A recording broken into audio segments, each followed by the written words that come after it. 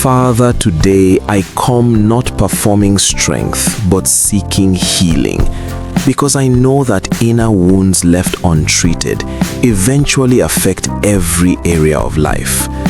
Your word in Proverbs 4 verse 23 reminds me to guard my heart, for everything I do flows from it. And I open my heart honestly before you.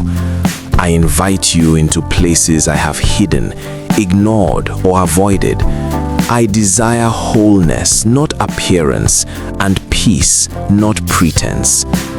Father, today I come not asking you to fix my environment first, but to heal my inner life, because I know peace must start within. Your word in Psalm 147 verse 3 says you heal the brokenhearted and bind up their wounds. And today I receive that healing fully. Touch wounds I hid, pain I buried, and emotions I ignored. Heal memories that still hurt, conversations that still echo, and disappointments that still sting.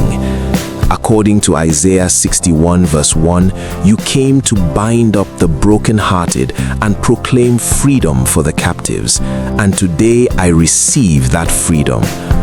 Wash my heart clean from bitterness, resentment, and emotional fatigue. Ezekiel 36 verse 26 promises a new heart and a new spirit, and I ask you to renew me from within. Teach me how to let go without guilt and move forward without fear. Matthew chapter 11 verses 28 to 29 invites the weary to come to you for rest, and today I lay down emotional heaviness at your feet. I declare, according to 2 Corinthians chapter 5 verse 17, that I am becoming new. The old pain no longer controls me. Today my heart is being repaired, my emotions are being stabilized, and my inner life is becoming whole again. I choose healing over pretending and peace over performance. According to John chapter 14 verse 27, you give peace not as the world gives, and I receive that peace now. Father, help me protect this healing. Help me choose peace daily and respond gently to myself as I grow.